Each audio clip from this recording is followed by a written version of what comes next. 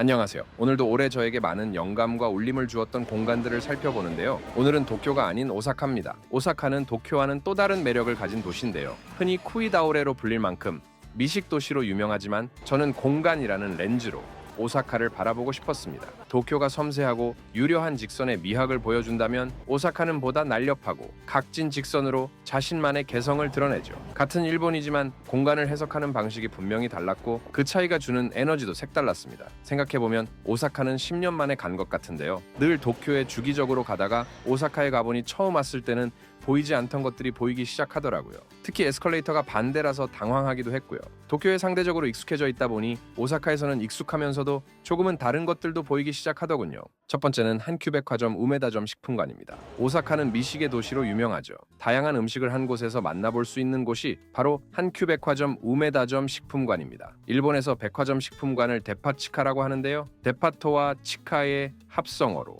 일본 백화점 지하 식품관을 뜻하는데요. 한큐백화점 우메다점은 1929년 창업 이래 간사이 최대 규모의 데파치카로 일본 백화점 업계에서 극장형 백화점 개념을 가장 성공적으로 구현한 사례로 평가받고 있습니다. 극장형 백화점이란 단순한 쇼핑 공간이 아닌 방문객이 무언가를 발견하고 즐거움을 느끼는 무대로서의 공간 설계를 의미하는데요. 한큐 식품관은 인기 브랜드를 전략적 위치에 배치해 행렬을 매장 구조의 일부로 만들었습니다. 대기하는 동안에도 시각적 욕구를 자극하도록 설계한 것인데요. 한정판 과자의 정교한 패키징, 계절 과일의 화려한 디스플레이, 신상품을 강조하는 조명 등도 이러한 분위기를 이끌고 있죠. 이런 부분은 신세계백화점 강남점의 신세계마켓의 벨리관에서 찾아볼 수 있습니다. 매장 디자인은 회색과 자주색을 기본으로 금색을 더해 고급스러운 분위기를 연출했는데요. 대리석과 목재 같은 고급 소재를 사용했고 제품 진열도 아트 갤러리처럼 세련되게 배치했습니다. 진한 갈색으로 포인트를 주고 톤을 낮춘 갈색과 평안한 조명으로 편안하면서도 분주한 분위기를 만들었죠. 직선을 활용한 공간 구획이 날렵하고 각에 맞는 느낌이죠. 도쿄와 오사카의 가장 큰 차이라면 저는 직선을 표현하는 방식을 꼽습니다. 도쿄는 섬세하면서도 유려함이 있는 강인한 직선이지만 오사카는 날렵하고 각에 맞는 직선. 이 느낌이 더 강하더군요. 개인적으로 최근 오픈한 신세계마켓 델리점과 분위기가 비슷하다고 느꼈는데요. 음식과 공간의 조화, 특히 직선을 사용하는 부분이 굉장히 유사했는데요. 다만 신세계마켓 강남점은 천장 높이가 낮아 복잡하게 느껴지는 반면 한큐는 천장이 높아 더 쾌적한 느낌이 들더군요. 식품관은 지하 2층부터 지상 1층까지 약 3개 층에 걸쳐 있는데요. 신선식품, 델리, 도시락, 디저트, 화과자, 가공식품 등 폭넓은 상품을 취급하며 전국 각지의 명물과 지역 특산물까지 한 곳에 모아놓았는데요. 대표 상품으로는 551 호라이의 돼지고기 만두, 이신도의 딸기 다이후쿠, UHA 미카쿠토와 협업한 한큐 한정 과일 젤리 코로로 등이 있죠. 계절마다 복숭아, 딸기 등을 활용한 한정 디저트도 내놓는다고 하네요. 저는 시간이 부족해서 디저트와 델리 코너가 집중된 지하 1층만 방문했는데요. 워낙 상품이 많아 정신없지만 각 상품의 패키지가 개성이 강해서 패키지 디자인 영감을 받기에 좋았습니다. 서양 디저트부터 일본 화과자까지 종류가 다양해서 음식과 디자인에 대한 아이디어를 얻기에도 최적이고요. 오사카 우메다역과 직결되어 접근성도 뛰어납니다. 두 번째는 킵그린 오사카입니다. 킵그린은 도시의 든든한 식물 가게를 콘셉트로 개인의 일상 속 식물 케어에 집중하는 원예 전문 매장인데요. 원예 전문가가 엄선한 식물, 화분, 원예 도구를 판매하며 초보자도 쉽게 식물을 키울 수 있도록 다양한 상품과 서비스를 제공하는 브랜드입니다. 예전 영상에서 소개한 게러지 시부야가 식물로 만든 멋진 무언가, 즉 개인의 선택지에 초점을 둔 느낌이 강했다면 킵그린은 조금 다른데요. 집에서 조용히 화분에 물을 주는 듯한 느낌이라고 할까요? 킵그린은 개개인의 원예 라이프 케어에 더 집중하는 느낌이 강하더군요. 또한 우메키타 공원과 가깝게 위치한 덕분에 식물이라는 개념이 더 크게 와닿더군요. 개인적으로 일본 건축은 언제나 식물을 치트키처럼 사용한다고 보는데요. 저는 이걸 필살기라고 부릅니다. 도쿄나 오사카나 식물을 건축의 치트키로 쓰는 건 똑같더라고요. 일본 건축의 디테일은 공간이 비어 보이면 식물을 넣어요. 풍성하게 만들고 싶으면 또 식물을 씁니다. 그렇다 보니 일본 건축에서 조경 디자인은 빠질 수 없는 요소인 것 같더라고요. 매장 인테리어부터 시작해서 말이죠. 그래서 일본에서는 조경 디자인 보는 재미가 쏠쏠합니다. 현재 킵그린은 주요 도시에 마련한 베이스를 거점으로 일본 전역에 서비스를 전개하며 각 지역 특색에 맞는 매장을 운영하고 있는데요. 킵그린은 베이지와 화이트, 그린톤의 색상 톤을 사용하면서 브랜드를 간결하게 표현하는 편입니다. 또한 킵그린의 타이포그래피는 모던하고 깔끔한 산세리프 폰트로 통일했습니다. 같은 식물이라도 브랜드별로 다르게 해석하는 디테일, 이런 부분은 무엇을 어떻게 바라보는가라는 관점의 차이에서 비롯된다는 점. 이런 것들을 알 수 있었습니다. 세 번째는 로손 아비타입니다. 로손 아비타는 일본 편의점 체인 로손이 아바타 기술 회사 아비타와 협업해 도입한 실험형 서비스인데요. 해외에 거주하는 일본인이나 장애인, 고령자 등이 자택에서 아바타 형태로 점포에 등장해 고객을 응대하는 시스템입니다. 아바타 근로자는 스웨덴, 브라질, 뉴욕 등 일본과 시차가 큰 지역뿐 아니라 일본 국내 거주자도 참여하고 있다고 하는데요. 주로 무인 계산대 사용법 안내, 상품 추천, 점포 내 서비스 설명 등을 담당하며 이를 통해 점포당 평균 1시간 30분 이상의 계산대 업무 시간을 줄일 수 있다고 하네요. 2022년부터 시작된 이 프로젝트는 도쿄, 오사카, 후쿠오카 등 28개 점포에서 운영 중이며 2025년까지 아바타 근로자 1000명 채용을 목표로 하고 있습니다. 로쏘는 이 서비스를 통해 인력 부족 문제를 해결하는 동시에 다양한 사람들의 일자리 기회를 확대하고 있다고 하죠. 제가 방문한 로손 아비타 젠베이스 매장의 아바타 근로자는 도쿄에 거주하는 분이었는데요. 제가 직접 경험해보니 느낌이 묘했습니다. 약간 AI와 대화하는 것 같기도 하면서도 뭐라고 할까요? 버튜버 방송을 보는 느낌이라고 할까요? 일론 머스크가 만든 AI인 그로기 스스로 드립치는 느낌하고도 비슷하다고 할까요? 네 번째는 파타고니아 젠베이스입니다. 파타고니아 젠베이스는 2025년 3월 오픈한 그랜드 그린 오사카 노스 블록 1층에 위치한 대형 매장인데요. 일본 내에서 세 번째로 큰 규모의 플래그십으로 일본 최초의 상설 중고 의류존을 설치해 새 상품보다 더 좋은 상태의 중고라는 워른웨어 철학을 상시 구현하고 있습니다. 그랜드 그린 오사카는 JR 오사카역 북측 옛 화물역 부지에 조성된 약 9만 제곱미터 규모의 복합단지로 업무 호텔 주거 상업 대형 도시공원이 결합되어 있는데요. 파타고니아 매장은 혁신과 교류를 촉진하는 복합 공간, 젠베이스 안에서 도시형 아웃도어 라이프스타일 허브 역할을 하고 있습니다. 매장은 기능성, 아웃도어 의류와 장비부터 비즈니스 데일리 라이프스타일, 트래블, 아이들, 아기 제품까지 폭넓게 다루고 있죠. 내부는 컨트리 음악과 나무 질감을 활용해 파타고니아가 추구하는 브랜드 지향점을 물성으로 표현했는데요. 높은 천장 덕분에 아웃도어 느낌이 더 강하게 전해지며 평소 파타고니아 매장과는 결이 많이 다르더라고요. 방문 당시 트레일 이벤트 공고도 게시되어 있었습니다. 다섯 번째는 아트스포츠 우메다입니다. 아트스포츠 우메다는 2025년 3월 21일에 오픈한 대형 스포츠 전문 매장으로 요도바시 메가 우메다점 6층에 위치해 있습니다. 아트스포츠 역사상 최대 규모 약 2,740제곱미터를 자랑하는데요. 제품은 정말 많지만 정작 구매하고 싶은 제품은 생각보다 많지 않았습니다. 약간 아울렛에 온 느낌이 강했죠. 온러닝, 아식스, 아디다스, 푸마 등 다양한 브랜드를 취급하지만 전반적으로 재고 처리 느낌이 강했는데요. 아식스 메타스피드 시리즈는 없었고 아디다스 아디오스 프로 4도 없었습니다. 푸마 하이록스 관련 신발류도 보이지 않았죠. 반면 살로몬 제품은 정말 다양했는데요. 러닝부터 라이프스타일 웨어까지 확장되는 걸 보면 일본에서 살로몬의 인기가 상당하다는 걸 알 수 있었습니다. 온러닝도 제품은 다양한 편이었습니다. 그래도 주목할 점은 있었는데요. 양말 관련 제품이 무척 많았고 하이퍼아이스 같은 리커버리 제품, 배드민턴 용품, 아미노 바이탈 같은 기능성 식품까지 한 곳에 모아놓은 건 정말 좋았는데요. 한국에서는 이러한 매장을 찾아보기 힘들거든요. 다양한 제품을 직접 보기에는 아트스포츠만한 곳도 없었습니다. 특히 상품 구획이 명료한 점이 좋았는데요. 러닝화보다 러닝 의류 쪽 물건이 더 다양하고 브랜드별 분류도 잘 되어 있었습니다. 물건 상하차 및 진열 시에는 좀 편할 것 같더라고요. 온러닝은 한국과 일본에 매장이 생겨서 꼭 이곳을 고집할 이유는 없고 온라인으로도 쉽게 구매할 수 있지만 운동 제품은 직접 보고 사는 게 좋으니까요. 오프라인과 온라인의 경계가 어느 지점에서 머물러야 할지, 상품을 고르는 게 얼마나 중요한지 이런 부분을 많이 생각하게 된 공간이었습니다. 여섯 번째는 쿠라스시입니다. 도쿄에도 매장이 있지만 오사카에 넣은 이유는 제가 오사카 도톤보리점에 갔기 때문인데요. 쿠라스시는 단순한 회전 초밥 체인을 넘어 매장 자체를 하나의 브랜드 경험과 축제의 장으로 활용하며 회전 초밥의 패러다임을 바꾸고 있는데요. 1995년 설립 이후 일본 내 450가의 이상의 점포를 운영 중인 쿠라스시는 최근 세계적인 디렉터와의 협업을 통해 뛰어난 공간 디자인을 보여주고 있죠. 쿠라스시의 시각적 정체성은 세계적인 크리에이티브 디렉터 사토 카시와의 손길에서 완성되었는데요.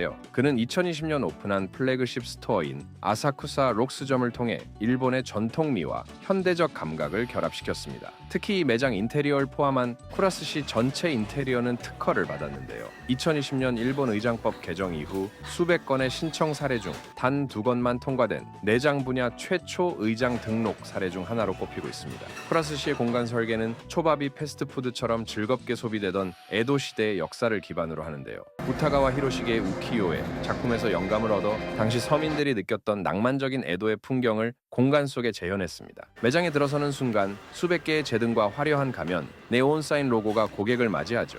애니메이션 캐릭터와 커다란 서체 등 키치한 디자인, 그리고 음식점보다는 놀이동산에 온 듯한 음악이 마츠리 같은 분위기를 만들어내요. 마치 일본 오락실이나 축제 현장에 온 듯한 고향감을 선사하며 외식을 하나의 특별한 이벤트로 만들고, 좌석은 일본 전통 축제 구조물인 야구라의 지붕과 기둥 형상을 차용하여 독립적이면서도 아늑한 식사 환경을 제공합니다. 쿠라스시의 성장 비결은 상반된 두 가지 전략을 동시에 전개하는 공간 철학에 있습니다. 대중을 위한 축제형 플래그십 매장과 프리미엄 고객을 위한 소형 가게를 함께 운영하며 고객층을 확장하고 있죠. 전반적으로 모든 주문은 태블릿으로 진행되며 접시마다 주문 개수 조절이 가능하고 주문 내역도 수시로 확인할 수 있어 철저하게 개인에게 맞춘 시스템이 돋보이죠. 다 먹은 접시를 넣으면 게임이 실행되는 오히려 비쿠라폰 같은 시스템은 애니메이션 유튜버, 아이돌과 협업하는 좋은 창구가 되기도 하는데요. 현재 쿠라스시는 마지막 시즌 방송을 시작한 애니메이션 나의 히어로 아카데미아와 협업을 진행하고 있습니다. 쿠라폰 시스템은 아이들에게 즐거움을 주는데 오락보다는 당첨 개념이라 빠진코에 간 느낌이라고 할까요? 다 먹은 초밥을 계산할 때도 직관적인 애니메이션을 통해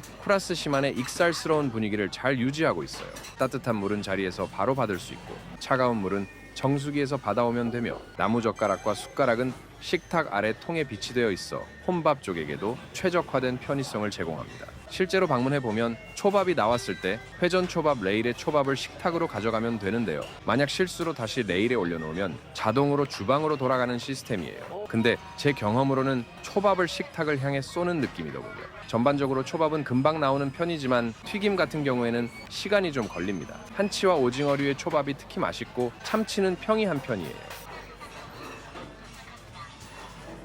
국적형 벌써 나왔어요. 육회군 한 마리는 아주 빠르게 나오는데 한국 육회랑 비슷하면서도 조금 더 달콤한 맛이 납니다. 종종 초밥을 홍보하는 빈 접시들도 레일 위로 지나가는 모습이 재미있고요. 한글로 번역된 안내 종이도 있지만 번역기를 돌린 듯한 느낌이라 재밌기도 하네요. 저는 쿠라스시에 처음 가봐서 이것저것 신기하더군요. 이처럼 쿠라스시는 초밥에 즐거움이라는 공간적 가치를 더해 화려한 인테리어와 디지털 기술, 그리고 일본의 전통 문화가 어우러진 공간을 만들었는데요. 국적을 불문하고 많은 방문객에게 잊지 못할 경험을 선사하고 있습니다. 지금도 쿠라스시를 생각하면 지금도 웃음이 나오더라고요. 7번째는 스탠다드 프로덕츠입니다. 스탠다드 프로덕츠는 다이소가 저가형 잡화에서 미니멀 라이프스타일 영역까지 수직 확장한 브랜드인데요. 330엔 중심의 가격대로 무지 니토리, 3코인즈가 점유한 시장을 공략하며 2021년 런칭 이후 4년 만에 182개 점포로 성장했습니다. 브랜드 콘셉트는 조금 좋은 것이 오래도록 좋다로 매일 쓰는 물건을 한 단계 업그레이드하는 것이 목표인데요. 무인양품을 연상시키는 절제된 컬러 팔레트와 심플한 형태가 특징이죠. 상품 패키지와 광고를 최소화한 매장 구성으로 전체 공간을 라이프스타일 제한의 장으로 연출하는데요. 패키지 디자인은 패밀리마트의 컨비니언스 웨어와도 비슷합니다. 디자인은 카테고리별로 뚜렷한 차이가 있는데요. 결론부터 말하면 이쁩니다. 에코백 등 패브릭 제품은 버질 아블로 시절 오프화이트나 슈프림을 연상시키는 스트리트 감성이 강해 여행 선물로도 인기가 높습니다. 대체로 무인양품보다 날렵하고 3코인즈보다 스트리트풍이죠. 반면에 식기, 침구, 주방도구, 캠핑용품은 스노우피크나 이케아의 감성을 적절히 섞어 저가 브랜드라는 인상을 지웠는데요. 1인 가구가 많은 일본 시장을 반영해 물통, 바구니, 고양이집, 스테인리스 주방도구는 1인 기준으로 설계되었습니다. 특히 타이포그래피를 제품 디자인에 적극 활용한 점도 인상적이에요. 취급 품목은 키친웨어, 텍스타일, 인테리어 소품, 조명, 수납, 욕실 청소용품, 문구, 아웃도어식 캠핑, 펫 용품까지 점포당 약 1,300종에 달하는데요. 기본 가격은 330엔이며 550엔, 770엔, 1,100엔 등 복수 가격 구조를 채택했습니다. 일부 대형 아이템은 1,500엔 전후까지이지만 전체적으로는 저가 영역에 머뭅니다. 모기업인 대창산업은 다이소, 3P, 스탠다드 프로덕츠의 브랜드 체제를 운영하는데요. 스탠다드 프로덕츠는 탈 대량 생산, 대량 소비를 키워드로 내구성과 환경 대응을 강조해 브랜드 이미지를 고급화하고 있습니다. 다이소가 일본 상업시설 및 부동산 디벨로퍼가 선호하는 킬러 테넌트라는 점을 고려하면 스탠다드 프로덕츠는 다이소 브랜드와의 시너지를 노리는 전략이 크다고 할 수 있죠. 점포는 도심형 쇼핑몰, 터미널 빌딩, 대형 상업시설에 집객 앵커로 입점하며 세 개의 브랜드 동시 출점 사례도 증가 중입니다. 2021년 도쿄 시부야 마크시티 1호점 오픈 이후 대만, 싱가포르, 호주 등 해외로도 확장하고 있으며 현지에서는 미니멀 일본 라이프스타일 숍으로 마케팅하고 있습니다. 오늘 살펴본 7곳의 공간은 각기 다른 업종과 규모를 가지고 있었는데요. 그럼에도 하나의 공통점을 가지고 있었습니다. 바로 공간이 곧 브랜드라는 점이죠. 한큐백화점 식품관은 쇼핑을 무대 위의 경험으로 바꿔놓고자 했고 킵 그리는 식물을 통해 일상의 소소함을 공간으로 풀어냈습니다. 로소나비타는 기술을 활용해 물리적 한계를 넘어선 새로운 서비스를 실험하고 있었습니다. 파타고니아 젠베이스는 공간을 통해 브랜드 철학을 눈에 보이는 물성으로 구현하고자 했죠. 아트스포츠 우메다는 오프라인 매장이 단순한 판매 공간을 넘어 어떤 역할을 해야 하는지 고민하게 만들었습니다. 쿠라스시는 회전 초밥이라는 일상적인 음식에 축제와 놀이의 감각을 입혀 외식 자체를 하나의 이벤트로 만들었죠. 그리고 스탠다드 프로덕츠는 조금 좋은 것이 오래도록 좋다는 철학으로 저가 시장에서도 디자인과 품질이 공존할 수 있음을 증명했습니다. 서로 다르지만 이 공간들은 서로 다른 방식으로 일본다움을 해석하고 있었습니다. 한큐는 극장형 연출과 섬세한 디스플레이로, 킵 그리는 조경이라는 일본 건축의 전통적 요소로, 쿠라스시는 에도 시대 마츠리의 활기를 현대적으로 재해석하는 방식으로 각자의 정체성을 구축했죠.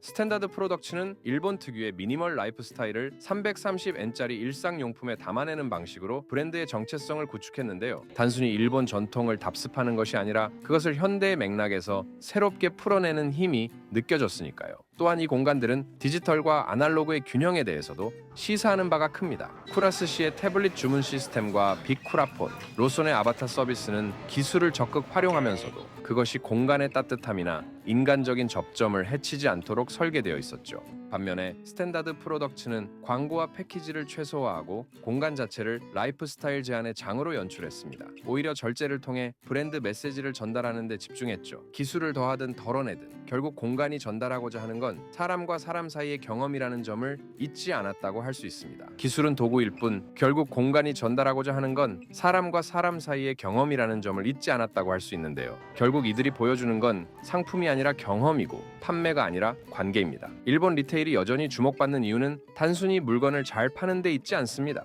공간을 통해 브랜드의 세계관을 체험하게 하고 그 안에서 고객이 무언가를 발견하고 즐거움을 느끼도록 설계하는 데 있죠. 온라인 쇼핑이 일상이 된 시대에 오프라인 매장이 살아남으려면 결국 그곳에 가야만 하는 이유를 만들어야 한다는 걸 말이죠. 이런 부분에서 오사카와 도쿄는 차이가 없었습니다. 오히려 오사카의 공간들도 이 같은 질문에 대한 각자의 답을 보여주었고 앞으로 오프라인 매장이 나아가야 할 방향에 대해 많은 것을 생각하게 해주었죠. 여러분의 생각은 어떠신가요? 댓글로 알려주세요. 영상이 마음에 드셨다면 좋아요와 구독 부탁드려요. 저는 다른 영상으로 다시 돌아오겠습니다.